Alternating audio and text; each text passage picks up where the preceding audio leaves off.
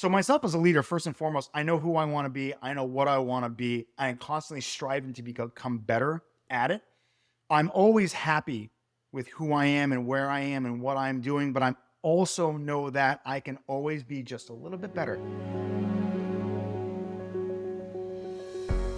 Developing the teams you are leading is not only an organizational and cultural exercise, it is also a personal one, because each of us as leaders needs to be growing and developing alongside our organizations. I'm your host, Tim Spiker, and this is the Be Worth Following podcast, a production of the People Forward Network. On this show, we talk with exceptional leaders, thinkers, and researchers about what actually drives effective leadership across the globe and over time. You just heard from Chris Allaire, founder and CEO of Averity, a technology recruiting firm with a people-first business strategy. Averity has been voted the best staffing and recruiting company to work for in North America and is a certified Great Place to Work. Just to underscore that, in its latest Great Place to Work survey, 100% of its employees identified Averity as, quote, a great place to work. 100%. Now, Chris is setting his sights even higher. He no longer wants to merely be a great place to work. He wants Averity to be known as the best company to work for in the entire United States. In our conversation, Chris shares the 3 pillars he's built the company on and gives concrete examples of how those ideals are being lived out and invested in every day. You'll also get a chance to hear Chris's perspective on his own need to grow and develop as a leader and as a person, right alongside the growth and development of Averity. Finally, we'll dig into Chris's unique perspective on why work can and should be fun. Now that view, the idea that work can and should be fun, is not a perspective that has been shared by all of the leaders that Chris has worked for. And that is where we begin our conversation. Sometimes you learn in life more the takeaways of what not to do than what to do. And I've definitely had some leaders that I've worked with that I've really embodied and I really took a lot from. Actually, one in particular who I still talk to this day, he was just one of these people that I was very fortunate enough to work for. I was blessed to work for one of Fortune magazine's top 100 companies to work for a couple of years. And what it did for me is it really showed me the value of relationships, and it showed me the value of understanding what it really is like to work with a great company, with a great people who really understand great philosophies and really understand this idea of like you're part of a family. The VP, he was actually my supervisor. He was my boss's boss. Him and I just had this amazing affinity with each other. And every conversation I had with him, and I was one of the top performing salespeople in our region, in our district, probably the top performing in our office. And he just had this amazing way of relating with me and talking to me and keeping it fun with me and understanding that I was a human first and not this like little money generating piggy bank, if you will, that I had gone through in other organizations. Because the reason I say that is I spent years in other organizations and environments that were, their philosophy was you're only as good as your last month. What have you done for me lately? Churn them and burn them. Really environments where if you could have phenomenal sales performance, but if you had a slow week or a slow month, just for whatever reason, you're now rendered useless to the organization. And they treated you, you really felt treated like a number, not a name. I worked for a company that for 4.5 years, and for 4.5 years, I got 8 days of vacation. So we want to talk about being burnt out. Are you saying you had 8 days over the course of 4 years? I took 8 days of vacation in 4.5 years. Oh my goodness. I was told to cut my vacation short. I was told that I know you wanted to take a long weekend and do something, but no, you can't. So it was a pretty awful work experience, and it caused a lot of anxiety, I guess you could say, with what your values are. And I just realized when I left there, I was like, I don't know really what I want next, but I know what I'm never going back to. So fast forward that, what happened is when I started Averity, almost 9 years ago now, I started the company. I've kept thinking to myself about all these things I took from the VP and I when we were working together in that environment of like, wow, what an amazing environment that was to work in and how successful you felt. And then I thought about the other times I'm like, God, like I worked in environments where there felt like the sales manager, if you will, was walking around with a loaded shotgun. And if you weren't on the phone, like I thought for sure, like we're gonna get put out to pasture and get shot. And that idea of leading with the carrot instead of the stick, how important that really is to human beings, and understanding that in a work culture, it's human beings first. I'm in a service-oriented business, technology staffing business. Everything we do on a day-to-day basis is dealing with people. When you're dealing with people, you want to be dealing with someone who is a genuine good person who is treated like a genuine good person. Because the better they're treated in my organization, the better they're going to put out to the people they're talking to. And the people they're talking to are going to hear that type of stuff. They're going to hear that, wow, I'm talking to someone who loves their job. I'm talking to someone who's good at their job. I'm talking to someone who's like just a genuine good person. Like, this is a good conversation. Like, wow, I like you. Therefore, because I like you, now I want to be in business with you. So my leadership tactic was always been this idea of create an environment where people can truly, authentically be themselves and let their personality and let their charisma really shine through and use those things. I'll teach you the business. I'll teach you the X and O's of how to do the job on a day-to-day basis, but I can't teach you how to be a good person, right? I can't teach you how to get back to somebody, how not to lie, how to say what you do and do what you say. I can't teach you those qualities. Either you have those innate qualities or you don't. If you have those innate qualities, I want to bring them out of you. And I want to exploit those qualities in you and then give you an environment that you can be the true authentic self that you were meant to be, and then and just accelerate your sales performance that way. One of the things that's really interesting to me about your story, Chris, is that you do come from sales background, because in my experience interacting with folks who work in the sales world, sales management world, there seems to be, on average, a lack of appreciation for what you're talking about, a lack of appreciation for people. Maybe it's because it's so easy to tie somebody to their numbers in sales. It's just like A to B, and so we're just there. But I think it's fascinating to me as a person who works in the space of leadership to hear you as a person who's come from that sales reality, that sales culture, talking about the value and significance of people. I just don't hear it as often from people who have a really hardcore sales background. I don't hear it often myself. I think when people hear me talk about it, they say, wow, what a great philosophy. There's a lot of common sense, but common sense is not so common. Yeah. And I think what I remember hearing a lot is when I wasn't happy with my company, I wasn't happy with my job. A lot of times I would just hit the KPIs that I needed to hit in order to keep my job and make some money. But realistically speaking, I already had one foot out, and that affected my performance. So the funny thing is that I remember how I had a sales manager who used to harp on me all the time about this. He's like, oh, the reason you're not happy is because you're not performing. And you just kind of smile and nod. You're like, yeah, sure. All right. Whatever you say there, buddy. And they say like, no, that's the truth. Is like, people are happier when they're performing at an elite level. When they're not performing at an elite level, it really affects their attitude and their mood. And then therefore, it spirals into this case. And you know what, Chris, you're just not happy because you're not performing well. And I was like, there's truth in what you just said. However, I don't agree with you at all. I'm like, you ever thought maybe my performance is down because I'm absolutely miserable in this job? That I got a new manager that I'm working for now, and he's just a flat out a-hole. And I really don't want to be here anymore. And I've got one foot out the door and I'm quitting, but I'm only doing enough just to keep my job until I have something else lined up. I also know for a fact that when people are overperforming, it's very easy for sales managers to hide like what I would call the truth, right? They're like, oh, he's doing well or she's doing well. They must be super happy working here. And then therefore they set it and forget it. And they never touch it. They never touch base with anybody. So they just start thinking like, oh, this person is the top performing person this month. And then at the end of the quarter, they give notice. Mm-hmm. And then it's like, oh my God, what happened? You're doing so well here. We figured you were so happy. And they're like, yeah, I like it here, but I don't really like the job. I'm really good at my job.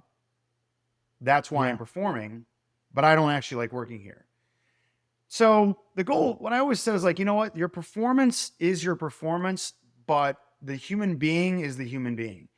And we have no idea the truth of the matter, what's going on at home with these people. I've got people that work for me who've got multiple kids, 2 young twins, kids that are graduating high school, getting ready for college. I've got 2 girls myself. People have got real lives that are going on. And there are things that happen in real life that affect your work performance. So when you understand that first and accept that first, you can Mm-hmm. lead and manage a completely different way. And you become a better mentor out of it. But it's when you turn around, what am I going to do? Someone's like, both my twin boys are sick. And I'm like, I don't care. Get on the phone. What is that going to do? Like, oh, they're going to run for the hills. I was So, gonna say that's gonna shorten their longevity at your oh, it's, organization. That's the only thing I know for sure. oh yeah, I'm telling you. Yeah. If they weren't on the market, they're on the market now. That's right. So I just looked at that. I was like, you know what? I'm like, I try to treat people the way I've always wanted to be treated. I try to manage people the way I've always liked being managed. I try to, when my performance was kicking butt and taking names and I was always wanting to grow, I knew who I was working for and I know the way they acted with me and I loved it. So I try to emulate those types of things and I try to eliminate all the things that really made me feel like a used piece of meat on the phone, making, Johnny sales manager a bunch of money. Well, that's a good segue into your reality now. So about 9 years ago, you started Verity, and in terms of leading an organization and starting it, having it be the way you want it to be, I'm really curious to hear what are some of the things that you currently do, or some of the ways that you structured a Verity that you're just really excited about because you're fighting against this kind of typical sales culture mentality. So when I built the company, I built it on what I call as 3 pillars. And the 3 unwavering pillars of this organization stands for are, first and foremost, we're in a service-oriented business. Provide an unparalleled experience with everybody you interact with. And the key word in that is not service, it's experience, right? Because in the sales cycle, you're not always going to agree. And this isn't, not to be rude out there, but this isn't an industry, especially that I'm in within technology recruiting, where the customer is always right. Because a lot of times the customer is mistaken or they're uneducated and they don't understand the market. So if I turned around and just took it at layman's terms with like, oh, I want this person at this much money, go get it. And I was like, yes, sir, ma'am, yes, no problem. Like, that's not what we do. I think the service business is, if it's one thing if I'm going to Chili's and I'm like, I want a margarita on the rocks with no salt. And they're like, yeah, no problem, coming right up, right?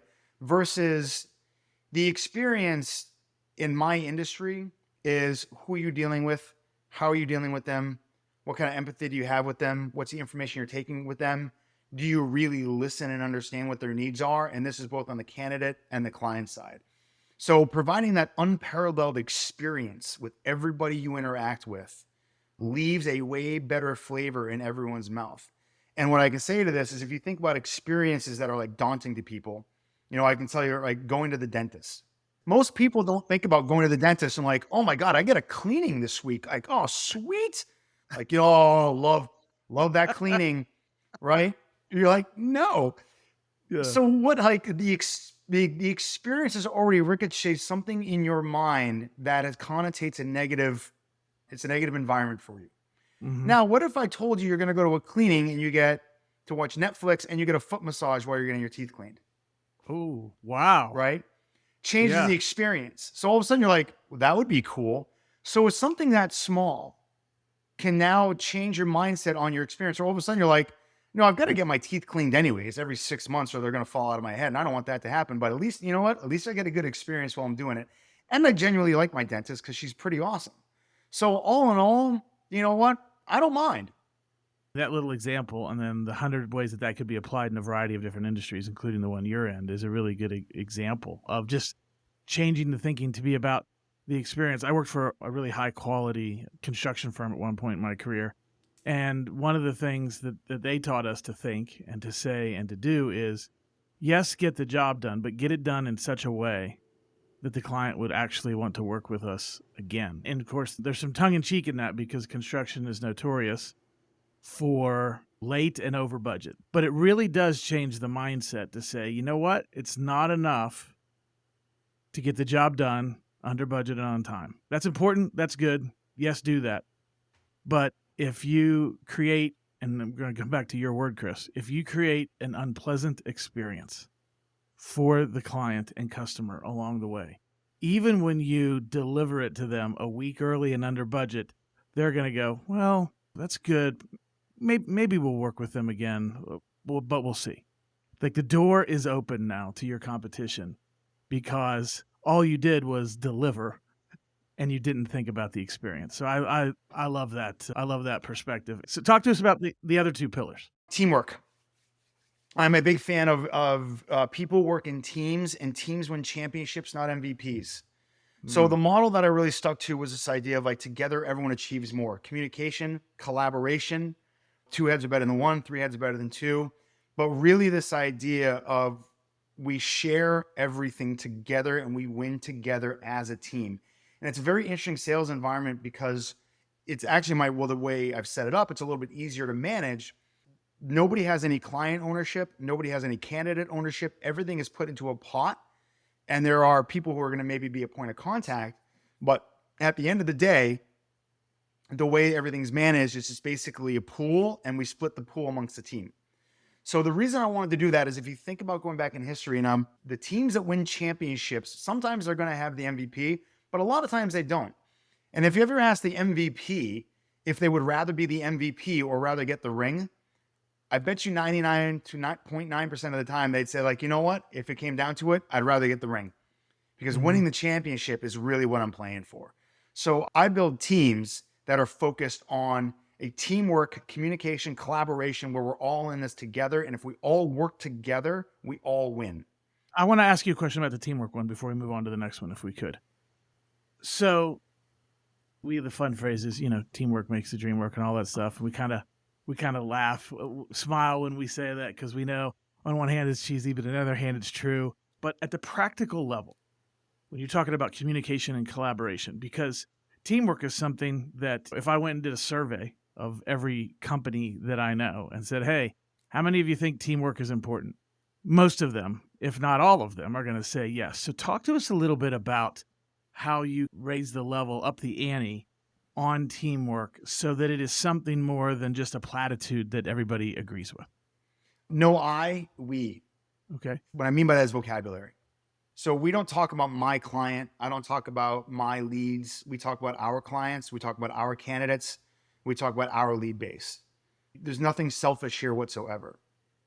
So the vocabulary that we use right off the bat teaches you that this is an organization that values what we do together and that we win together, not look at what I did. And so we will celebrate some big wins that other people had, et cetera, et cetera. But when other people feel the success, we've built an environment where your first reaction is like, how quickly can I get that high five in there? How quickly can I hug that person? How quickly can I congratulate them on their big win? And we want to create an environment where they understand that it feels great to give gratitude and a sense of love. And it's not about me because I'm going to get it. I'll get it in return. Like the more I put out there, the more I'll get back. But we've changed the definitions. We've changed the vocabulary on the way things managed. Also, everything is an open book. It's an open slate. We communicate every morning about who has got what going on, where do we stand, what our goals are, and where are we going to affect things. We communicate throughout the day on what are we working on. We are constantly throwing ideas out to people. And the beautiful part is everybody is very accessible. And that's one thing I've always built in the environment was you need to be accessible to the people around you. And if you have information that can help them, sooner or later, they're going to have information that can help you. Because maybe they have a contact at an organization that you're trying to break into. And then all of a sudden you're like, hey, Tim, I got a question for you. Like, I know you were just talking to, so-and-so company. Who is that person you were talking to? Because I've got a lead over there that I want to follow up with. Can you help me out? And they're like, absolutely. Let me send an introduction over. And then all of a sudden, everyone starts feeding off each other. And so really that idea of, when I'm talking like teamwork, I'm not talking about like we have a huddle in the morning and then like, John, Susie, Tim, they're on our team together. I mean, what are we all working on together? How are we going to divide and conquer? How are we going to split up this list? How are we going to attack the marketplace? And then we do it together and we celebrate our victories together. Okay. All right. I mean, that's helpful because I'm thinking if I'm somebody who's listening to this, I'm thinking, okay, great teamwork. That makes sense. But okay, I mean, what do I actually do? So I'm hearing, let's have a race to see who can congratulate and encourage the quickest. We're going to be on that like crazy. And collaboration, from how Averity does it, is not just the huddle in the morning, but it's the constant flow of communication throughout the day. And in a practical sense, is that a Slack kind of a thing, or? So yeah, we lost Slack, but actually we recently switched platforms to a really cool, pretty awesome video platform called Lexgo, Lexgo. And what it's done is created like basically a mock office environment for us where we have teams. And then you can, on a video platform, you can just bounce in and out of anywhere you want. And it feels like an Wow. office setting. It's pretty Wow. incredible. So far, it has been a game changer for our organization. So I am going to send a lot of props and love out there to them. Because one of the things that I said when we last fall or into the winter was polling the audience of everyone that works for me. How can we get better? How can we get better? How can we get better? What do you guys want to see? And one of the big common denominators that I got from people was communication, knowing your cross teams. Because if you're on the data team, you want to get to know the guys on the DevOps or the people on the DevOps team a little bit better, and you want to get to know them. So I was like, okay, how can we foster more of an interactive team environment? So I was trying to look around about how do we combine the new school with the old school. Because in the office, there was basically team-based, but a giant bullpen. So if anybody needed anything, you just literally walked up to somebody. So we found a platform that really helped us out with that. That's great. I love the practical reality of that. And here's the other side. So you get to say teamwork, and everybody's like, yeah. And you're like, but here's what we're going to invest in. I'm going to invest time and energy to talk with the team about how we can be better. And then when they give me feedback and it comes back communication, then I'm going to go look, or we're going to go look at something that might be more effective than what we're currently doing, something that might be even unique to the marketplace that not very many people are doing. And so all that does is it makes the word teamwork actually mean something, because you're putting time and energy and resources towards how do we do that better. So I think that's a really great and practical example. So thanks for that. All right, lay it on us. Pillar number 3. Best company to work for. Ooh. Always my number one goal was I want to own the best. Initially, it was the best company in New York for work for. We've kind of conquered that. I want to be the best company in the country to work for. We are 2 times in a row, last year and in 2022 and in 2021, the best staffing and recruiting company in North America to work for. It is a big pride I have. And it's understanding this idea of you spend 75% of your life at work. People don't really understand that when you think about it. Getting ready for work, what we used to be commuting to work, at work, commuting home from work, unwinding. That's 75% of your life that you're spending working. Why does work need to be a grind? Why does work need to be a 4-letter word? Why can't work be something you look forward to?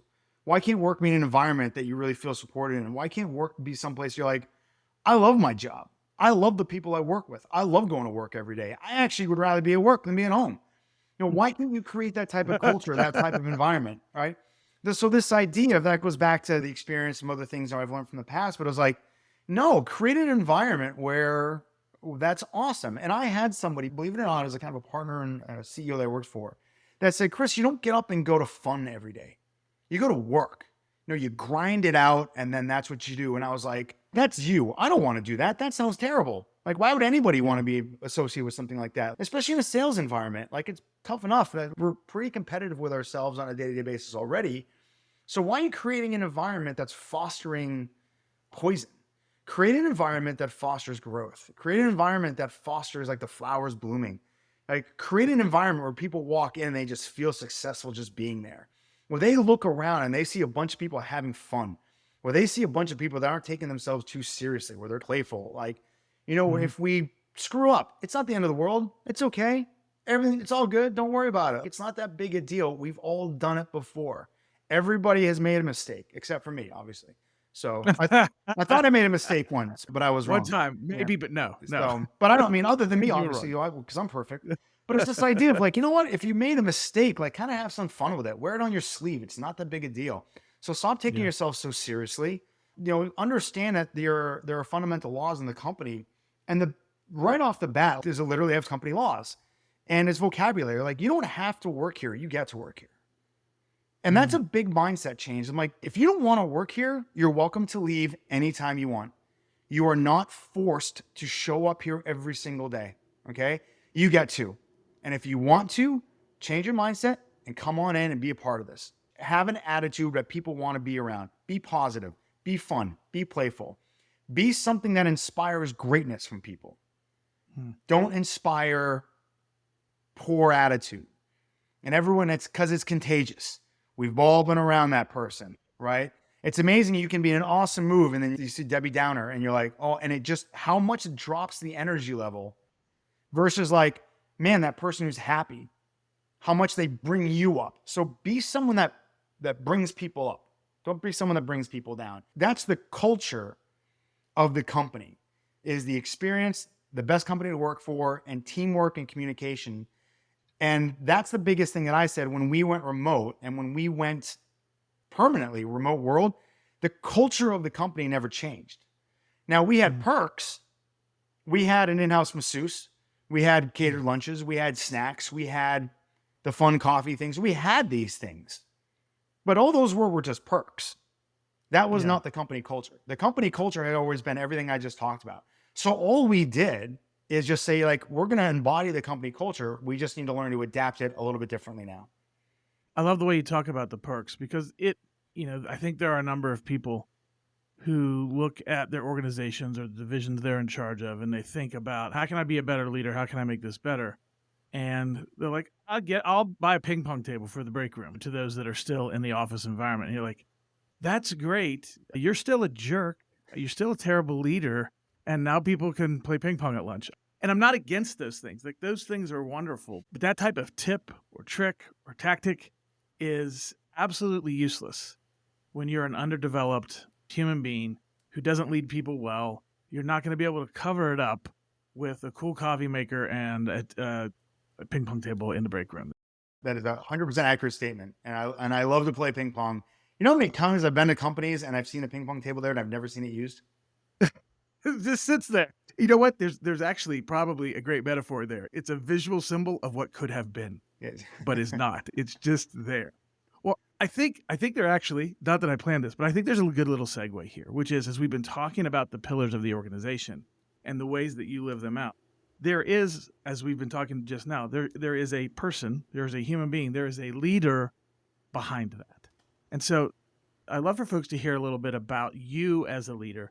Kind of, what are you working on currently about yourself? Who are you trying to be as a leader that maybe you're not quite there just yet? I mean, everybody can feel, I'm sure, they feel the energy, they feel the commitment that's coming through, and yet we're all works in progress. So talk to us a little bit about Chris, like Chris, the leader of Averity. What are some of the things that you're working on in terms of who you are? I hope that you have enough time for this. So I will do the best I can to summarize it as much as possible.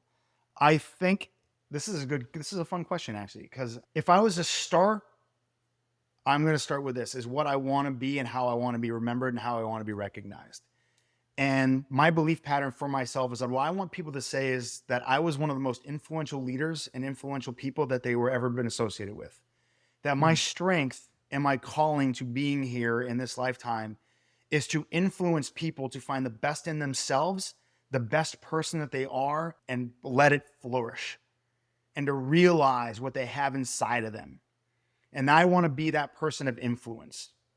In order for me to be that person of influence, I need to understand myself. I am a chronic reader. Let's just put it this way. I have a coach that I work with that I take very seriously, and she's a tremendous impact point for me. Is this idea of I am constantly looking to better myself. I am very honest with myself about where I am, what I'm going for, what I'm doing. I am so fortunate that a lot of people out there, they can't go do this, but my wife is a coach, a spiritual and transformational, and this amazing, soulful coach that her and I have a phenomenal relationship with each other, where if I ever need anything, I can talk to her about it. I meditate frequently, if not, I'm not gonna say religiously, but it's not anything like that. But I really know, I've really learned over the years how to breathe and how to drop myself into something and understand kind of what's going on out there. And then I write it down and I journal it, and then I read it and I try to adapt what I'm doing. So, and the things that I read are business books. The things that I read are about self-improvement. The things that I read are about how can I incorporate something better into my life today or tomorrow that will help me become better at my job, a better husband, a better father, a better Mhm. son, a better friend, that I can now utilize into the work that I do on a day-to-day basis where other people hear what I'm working on.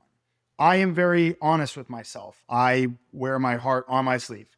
If I'm having trouble with something, I got no problem, letting people know that I'm struggling. I have no problem understanding that first and foremost, I am not the smartest person in the room. Hmm. Okay. I don't want to be the smartest person in the room. If I'm the smartest person in the room, I'm going to recommend everyone run for the hills because you don't want to be in that room. Now I've got a lot of things I'm great at, but I also know that in order to be truly great, I need to surround myself with great people that complement my leadership. There's things operationally that I am terrible at, but I've hired somebody who is a partner in my COO who just complements my lack of skills in that area perfectly, right? And you want to combine yourself around people that fill those gaps, like the way a Lego plugs into another Lego, it fills gaps. Now that's how you can really start building on top of that. So myself as a leader, first and foremost, I know who I want to be. I know what I want to be. I am constantly striving to become better at it. I'm always happy with who I am and where I am and what I'm doing, but I also know that I can always be just a little bit better. I don't mean like I'm never going to be who I want, but I'm like, you know what? I can always add a little bit more value. I can always do something a little bit better than what I'm doing it right now. Yeah. Yeah. One of the things I think is really important about what you just said, well, there are about 15 things, but I'm going to key in on one of them here. And it's this idea that I can hold in my hands two things at the same time. I see the best of who I am, and I have a settledness about that, an acceptance of that, and even an appreciation. It doesn't do the world any good for really smart, capable people to tell themselves they're dumb. That's not helpful. You need to know where your strength's at. You need to know who you are. And it's worth taking a deep breath and saying, hey, this is a way that I can make a contribution. This is a good part of me that shows up. This is something that helps my family and my company. And I also can get better. I also want to be better. I also have not arrived and will never arrive. And to be able to say these two things are true of me now and forever. So I love how you hold those things in concert together with one another. I think it's really important for everybody, but especially people who are in influential leadership positions like you are. Thank you. It's humbling sometimes. I like it. I just think it's because there's no holy grail, right? There's no certain line that I'm going to get to. I finally reached it. That's what I say about like goals are awesome. I love having goals and I love setting goals and those types of things. Personally, I love having systems in place that are really, I know for a fact that if I don't hit my goal, I know at least I've built a system that works. I just love feeling good about where I am. And I got to tell you, it's like I'm an avid golfer. And if anyone's ever golfed with me, I suck. But you have no idea like what Chris might show up on the golf course. And I've always wanted to shoot a certain score. But more importantly than anything else, I'm like, sometimes you're on and sometimes you're off. But it's like, does no good if you're off if I can't have fun doing it. So I come with that attitude of like, you know what? Anything worth doing is worth having fun. And I want to like, first and foremost, like I want to treat it like, no, this is fun. Like golf's not a job. It's supposed to be fun. And if I shoot an 82 or a 96, I want to make sure that I'm having as equal fun out there as possible. Same thing with my kids. Like if I'm doing something with them, I want to make sure that they're seeing that dad side of me, like the human jungle gym, the guy that's like having fun. If I'm taking to the trampoline park, like I'm on the trampolines with him, I'm bouncing around, I'm having a good time. I love that type of stuff. And I want them to experience those types of things with me. If I'm leading a meditation for my team, and then what we're going to do is we're going to regroup after it, I'm going to lead the charge and be like, hey, this is what I got out of it. This is what I was experiencing. And I want everyone to journal about it. Then I'm going to have everyone else share. And then we're going to talk. And then we're going to share our experiences. I'm in it with everybody else. And this idea of like, well, life is short, et cetera. I'm like, life isn't short. Life is long. We have a long time. It's like, you only live once. I'm like, I hate to tell you this. No, we only die once. We live every day. And that's what I want to embody. And I want to be that person that, as cliche as it gets, and other people be like, oh, he's woo and all this. I'm like, I don't care. I love it.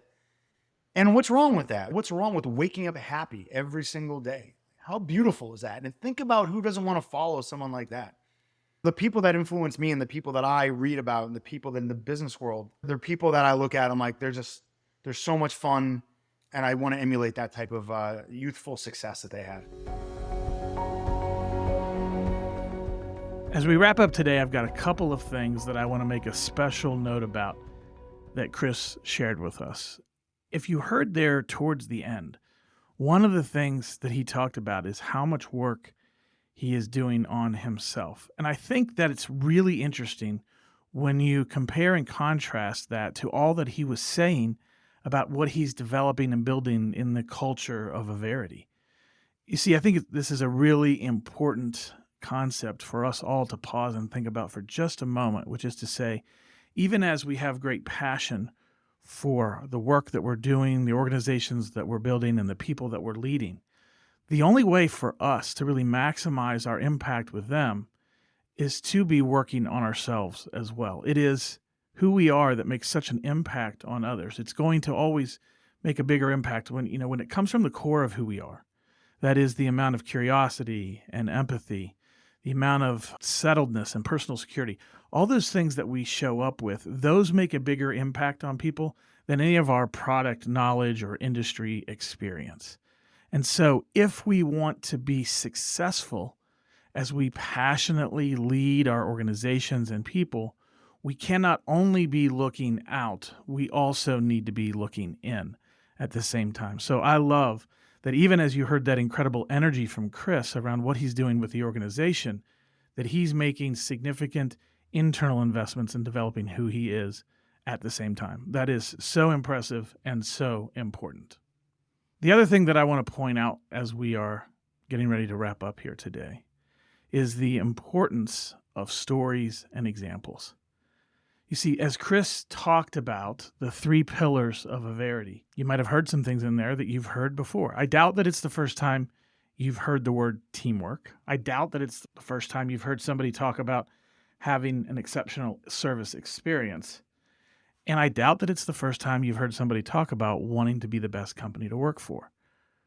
So what makes any of that special? What makes any of that meaningful? What gives any direction to yourself as a leader, to the organization about that? And the answer is stories and examples. Things that sound cliche on their surface become very not cliche when we as leaders provide examples and stories. And so, yes, you might hear somebody say teamwork is really important in our organization, but it is the examples of here's what teamwork looks like within this organization or within this division of the company, or exceptional service experience. Here's what that looks and feels like. It is the examples and the stories that put life into those things that threaten to be cliche. And then they're not cliche anymore. Then they actually mean something. Then they actually drive people in the healthiest way possible towards emulating those stories and examples. Some people say that your values in the organization or your priorities, they have to be wordsmithed in such a way that they use words that nobody else would possibly use. And that can be tough to do if our full focus is on the wordsmithing activity around our culture, around the norms in our teams. But what if what we were world-class at as leaders when it comes to creating the organizations that we're trying to grow and develop, what if we were world-class at telling stories that give life, that breathe existence into those words so that they're no longer cliches? And so that leads me to the question I want to leave you with today, and that is this. Are you intentionally and consistently using stories and examples to help drive the culture that you're after with those that you are leading? I'm Tim Spiker, reminding you to be worth following and to follow us wherever you receive your podcasts. If you've heard something valuable today, please share our podcast with your friends and colleagues. And if you're up for it, leave us a 5-star review. Thanks for listening.